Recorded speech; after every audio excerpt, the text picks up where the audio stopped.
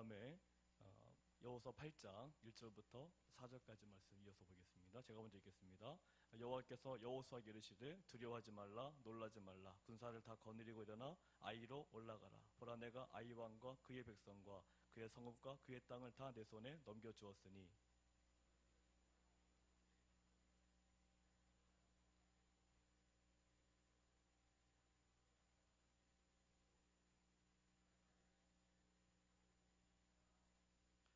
이에 여호수아가 일어나서 군사와 함께 아이로 올라가려 하여 용사 3만 명을 뽑아 밤에 보내며 그들에게 명령하여 이르되 너희는 성읍 뒤로 가서 성읍을 향하여 매복하되 그 성읍에서 너무 멀리 하지 말고 다 스스로 준비하라.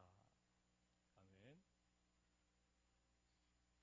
이스라엘 백성들이 출애굽을 하면서 광야에서 40년의 그런 시간을 보낼 때 그냥 가만히 광야만 지나온 곳이 아니라 그곳에서 아말렉 전투도 있었고 굉장히 좀 쉽지 않은 그 전투들이 광야에서 많이 있었습니다.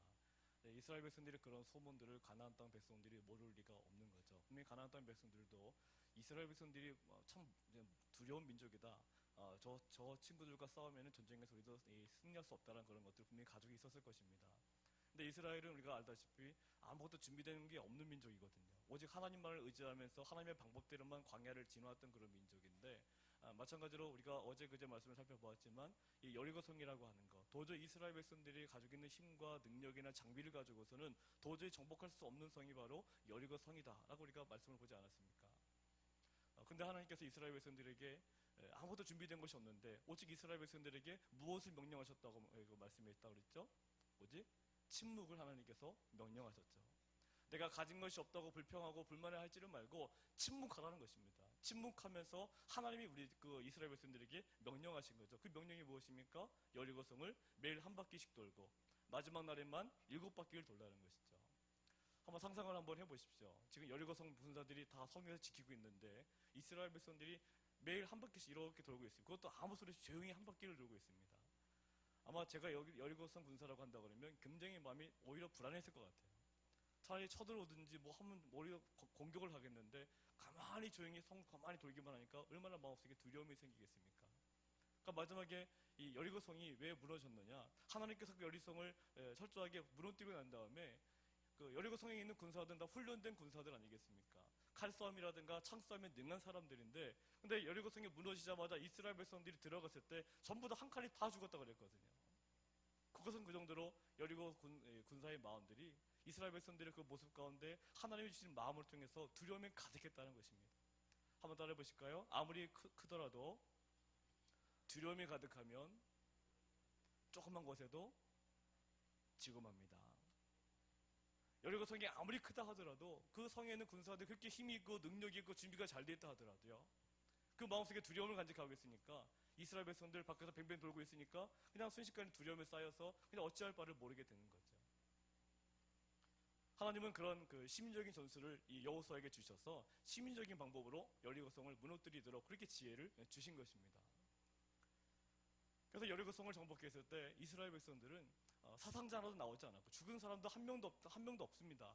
누구도 다쳤다는 기사도 없어요. 그냥 여기로 이스라엘 군사들이 여리고 땅에 들어가서 다 정복했다, 전부 다 멸했다라는 그런 기사가 나오고 있지 누구도 다쳤다는 기사들은 나오고 있지 않습니다. 가나안 땅에서 가장 큰 성이고 가나안 땅에서 가장 정복하기 어려운 성이 여리고성이었다는 거죠. 근데 그 여리고성을 이스라엘 백성들은 너무나 쉽게 이겼습니다. 피 하나 흘리지 않고 이겼다는 거죠. 그런데 오늘 본문에 나와 있는 그 다음 성이 어떤 성입니까? 아이성입니다. 우리 한국 사람들이 참 이해하기 쉽게 성도 아이성이래요. 그러니까 아이같이 조그만 성이다. 우리 생각으로 그냥 그런 성이라고 이해할 수 있는 거죠. 굉장히 작은 성입니다. 작은 성이다 보니까 7장 2절 말씀 보니까 여호수아가 여리고에서 사람을 아이로 보냈다고 그랬습니다. 다 사람을 아이로 보냈는데 그들이 그 땅을 정탐하고 와서 여호수아에게 뭐라고 보고합니까? 우리가 그 땅을 정탐해 보니까 큰 성도 아니고 조그만 성인데 사람도 많이 갈 필요도 없고 그냥 2-3천명만 올라가면 충분히 우리가 그 아이성을 물리칠 수 있겠습니다 라고 얘기했습니다.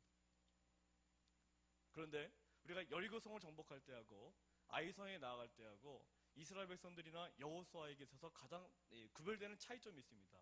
그것이 무엇인 줄 아십니까? 여리고성을 정복하기 앞서서는 이스라엘 백성들과 여호수아는 철저하게 하나님 말씀에 순종하면서 그 말씀대로 따라서 여리고성을 정복해 들어갔는데, 이 아이성 앞에서는 어떻게 했냐면, 이 아이성이 너무나 작으니까, 너무나 작고 초라해 보이니까 하나님 앞에 전혀 물어보지를 않고 있습니다. 여호수아조차도 하나님께 엎드려 기도했다라는 그런 내용이 나오고 있지 않습니다. 그냥 여호수아 자체가 이스라엘 백성들과 하는 정탐꾼들을 여리고 땅에 아이성에 보낸 거죠. 한번 봐라. 보고 오니까 2,3,000명이면 충분하다는 보고를 받으니까 여호수아가 어떻게 결정을 내립니까? 여호수아가 그들의 말을 듣고 3,000명만 보내게 되는 거죠. 하나님께 물어보거나 기도하거나 하는 장면들은 전혀 나타나고 있지 않습니다. 그 결과가 어떻게 나오고 있습니까? 5절 말씀 다 같이 읽어보겠습니다. 시작. 아이 사람이 그들을 36명쯤 쳐 죽이고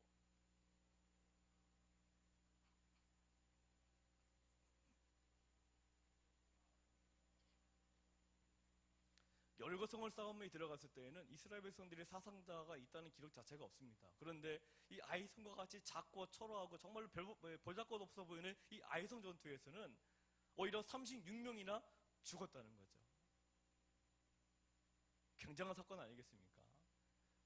아마 이스라엘 백성들이 이 36명의 그런 전사자 앞에서 아마 그들의 마음이 요즘은 멘붕이란 말 쓰고 있는데 아마 멘붕 상태에 빠져들었을 것입니다. 그래서 본문에도 표현을 잘하고 있죠. 한번 따라해 보실까요? 백성의 마음이 녹아 물같이 된지라. 요즘 말로 말하면 멘붕이다. 그냥 멘붕. 분명히 자신감을 가지고 달려들었는데 일순간에 망해버린 거거든요. 우리가 사업을 하든지 또 여러 가지 많은 일들을 하든지 공부를 하든지 내가 자신감을 가지고 막 덤벼들었는데 내 마음대로 안 될 때 내 마음이 이렇게 물같이 녹아드는 경험들 해보신 적 있지 않으십니까? 나도 모르게 그렇게 빠져들게 되는 거죠. 근데 이스라엘 백성들이 이렇게 된 이유가 무엇이라고요? 아이성이 조그맣다고 너무 만만하게 보고 하나님께 기도하지 않고 맡기지 않고 자기 멋대로 자기의 힘과 능력과 지혜를 믿고 나아갔다가 처참한 꼴을 경험한 것입니다. 따라해 보실까요? 마귀는 우리의 작은 틈을 결코 좌시하지 않습니다. 마귀는 우리와 하나님과의 관계가 조금이라도 틈이 벌어지게 되면은요, 그 틈을 바로 타고듭니다. 아이성 충분히 내가 물리칠 수 있습니다. 하지만 마귀가 틈을 타서 우리를 더 힘들게 만들어 버린다는 거죠. 6절 말씀 보니까 이제 전부 다 36명이나 죽고 난 다음에서 그때 6절에 여호수아가 뭐 했다고 되어 있습니까? 그제서야 옷을 찢고 그리고 이스라엘 장로들과 함께 여호와의 궤 앞에서 땅에 엎드려라고 했습니다. 그제서야 옷을 찢고 땅에 엎드린 거죠. 순서가 바뀐 것입니다. 아이성 전투를 하기 전에 아무리 작고 초라한 성이라 하더라도 그때부터 내 마음을 정돈하고 정말 엎드려 기도하면서 이 아이성을 맡기며 기도해 나가면은 겸손한 모습으로 잘 될 텐데 여호수아가 여리고성을 너무나 확실하게 이겨버리게 되니까 이 아이성 전투는 그냥 기도도 안 하고 나갔다는 거죠.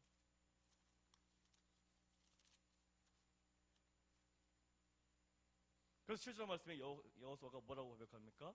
슬프도소이다 주 여호와여 어찌하여 이 백성을 인도하여 요단을 건너게 하시고 라고 여호수아가 하나님 앞에 절규하면서 물어보는 장면이 나오죠.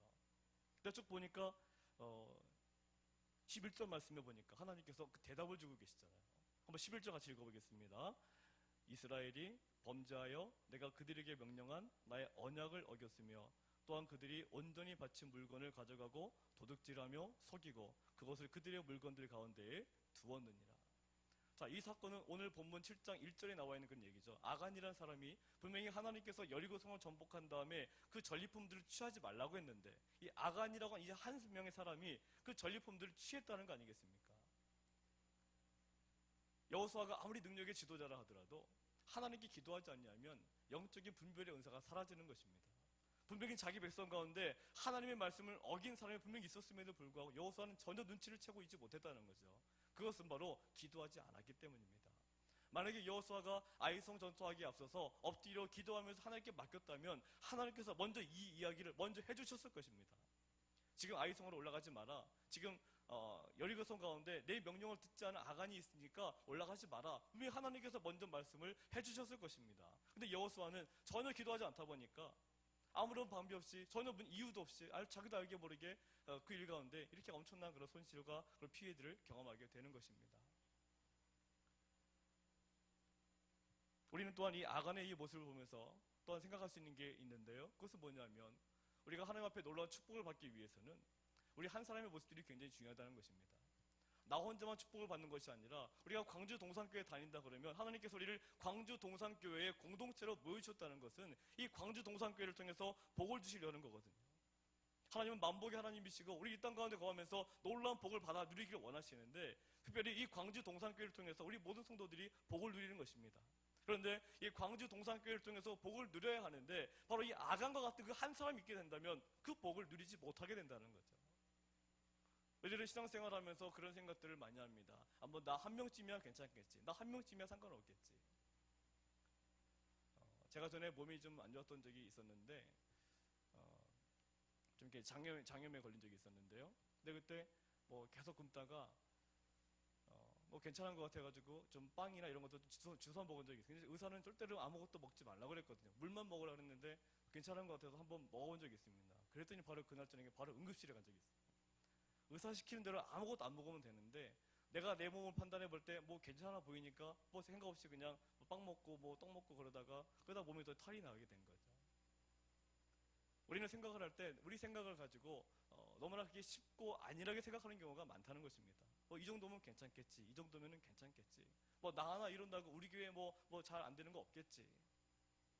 그러나 오늘 말씀 통해 분명히 알 수 있는 것은 하나님의 백성들이 하나님의 놀라운 축복과 기적을 경험하려면 이 아간과 같은 사람이 우리 교회에 존재하지 않도록 우리 모든 교우들이 정말로 최선을 다해서 성실하게 하나님 앞에 서야 된다는 것입니다. 우리 광주동산교회 모든 성도들이 정말로 진실되게 거짓됨 없이 하나님 앞에 온전히 설 수 있다 그러면 우리 광주동산교회는 분명 우리 모든 성도들의 삶 속에 축복된 삶으로 가득 차고 넘쳐나게 될 것입니다. 그러기 위해서는 바로 오늘 이 아침에 앉아있는 나 한 사람이 중요하다는 것입니다. 내가 어떻게 서 있느냐가 중요하다는 거죠. 아마 4월달쯤에 우리 교회에서 아마 전교인 전도대회 같은 걸 아마 할 것 같은데요. 전교인 전도대회를 많은 게 저도 해보다 보니까 어떤 분들은 그냥 하나의 행사로 치부하는 분들이 있습니다. 그냥 행사니까 뭐 지나가면 되겠지, 선물 받으면 되겠지 그런 분들이 계시는데 정말 그 전도대회 같은 것들 만약 우리 교회가 이제 하게 된다 그러면 그냥 단순하게 행사로 치부하는 것이 아니라 그래 내가 이번 기회를 통해서라도 한번 잃어버린 영혼들 한 명이라도 내가 하나님 앞에 인도해 봐야지 그런 적극적인 마음을 가지고 그 전도에 나가게 된다면요 하나님 분명히 그 전도대회가 통해서 놀라운 역사를 부어주시고 하나님은 잃어버린 영혼들을 가장 아끼고 사랑하시기 때문에 그 집회를 통해서 우리 온 성도들에게 놀라운 복을 부어주시게 될 줄로 믿습니다. 그런데 어떤 일이 있냐면 종종 우리 많은 성도들이 뭐 나 하나쯤 이야기하면서 그냥 빠지는 분들이 많이 계셔요. 뭐 내가 좀 안 데려온다고 뭐 안 되겠어 그런 마음들. 뭐 전도대회 자꾸 뭐 선물 준다고 오는 사람들인데 그거 하나만 하지 뭐 이런 생각들 하는 분들이 의외로 많습니다. 그런데 그런 모든 부정적인 생각들 전부 다 버리고 우리 온 교회가 한 마음으로 합심하여서 하나님 우리가 정말로 한 명의 잃어버린 영혼을 위해서 최선을 다하겠습니다 마음으로 무장하게 되면은요 분명히 하나님은 그런 하나된 일치된 마음을 통해서 우리들에게 놀라운 결실의 열매들을 허락하여 주실 것입니다. 내가 2015년도를 시작할 때 우리에게 있어서 정말로 처음 출발점에 서 있는데요. 지금 제일 중요한 마음가짐이 뭐냐면 적당히 넘어가는 마음들을 다 없애버려야 된다는 것입니다. 따라해 보실까요? 적당주의를 벗어나자. 적당히 하면 되겠지가 아니라는 것입니다. 요한계시록의 말씀을 보면은요, 너희는 뜨겁든지 차갑든지 둘 중에 하나로 하라고 주께서 분명히 말씀하셨습니다. 신앙생활을 할 때 적당히 하는 게 아니라 정말 내가 하나님 앞에 나를 온전히 쏟아부으라는 것입니다. 온전히 쏟아부으면서 내가 서 있는 모든 자리마다 최선을 다하고 살아가시게 된다면 분명히 하나님께서 우리 삶 속에 2015년도 정말로 우리가 생각하지 못했던 놀라운 일들을 반드시 부어주실 것입니다. 이렇게 여호수아가 이렇게 엎드리며 기도해 나가니까 하나님께서 이제 여호수아에게 드디어 말씀하고 계시죠. 그것이 아까 읽었던 8장 1절의 말씀입니다. 다 같이 읽어보겠습니다. 8장 1절 시작.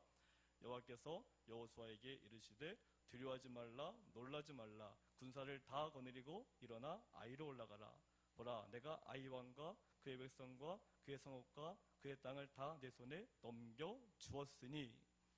자, 하나님께서 여호수아의 마음속에 이제 어떻게 하십니까? 두려워하지 말라.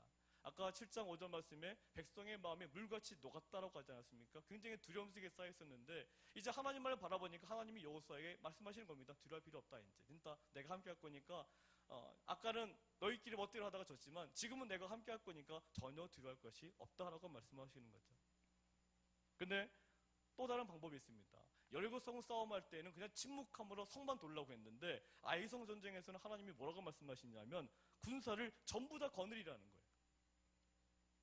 여리고성 전투할 때는 군사들이 그런 부분들을 얘기하신 적이 없는데 아이성 전투할 때는 아까 이스라엘 백성들 정탐꾼들이 뭐라고 얘기했습니까? 아, 너무 작으니까 다 필요 없고 2, 3천 명이면 충분하다 얘기했거든요. 근데 하나님은 뭘 말씀하셔요? 전부 다, 군사 전부 다를 동원하라.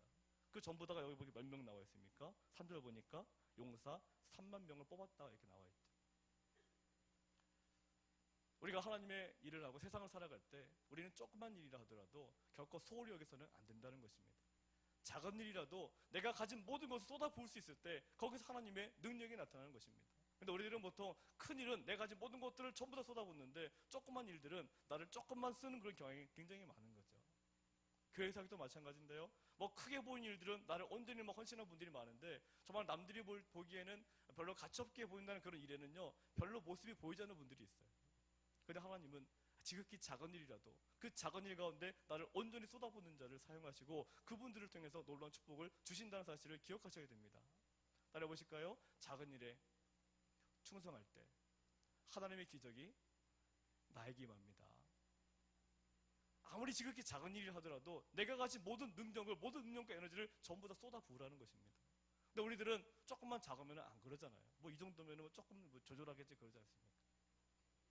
전에 류현진 투수가 미국 메이저리그에 던질 때 한 얘기가 있죠. 자기가 온 힘을 던지면 타자들이 못 친다는 거예요. 근데 자기가 조금이라도 방심이 돼서 한번 8번 타자 우습기역에다가 던지면 반드시 홈런을 맞거나 그런다는 거예요.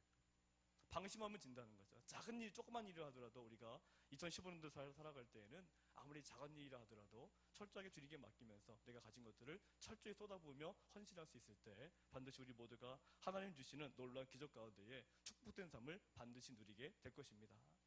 한번 따라해 보실까요? 하나님을 온전히 바라보고 작은 일에 내 모든 것을 쏟아부으면 하나님의 축복은 반드시 나에게 임합니다.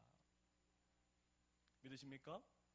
우리 그 믿음을 간직해 나가시면서 삶의 모든 자리에서 어떠한 일을 내가 하신다 하더라도 그냥 최선을 다하시는 것입니다.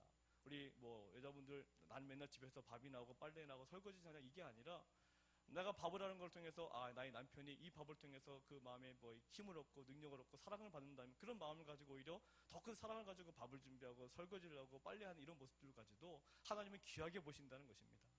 이 시간 같이 기도해 나가실 때 하나님 오늘도 내가 어떤 자리에 가운데 서 있든지 내가 오직 하나님만을 바라보고 내가 오늘 주어진 작은 일이라도 정말로 내 온 그 힘을 다해서 내가 살아가는 그런 나의 하루가 되기를 원합니다. 나를 주장하시고 붙잡으셔서 절대로 내가 착각하지 않도록 도와주시고 오직 하나님만을 의지하면서 모든 문제 하나하나들을 맡기면서 나아갈 수 있도록 나를 붙잡아 주시옵소서. 그런 마음으로 우리 함께 말씀을 기억하시면서 같이 주여 삼창하시며 기도하겠습니다.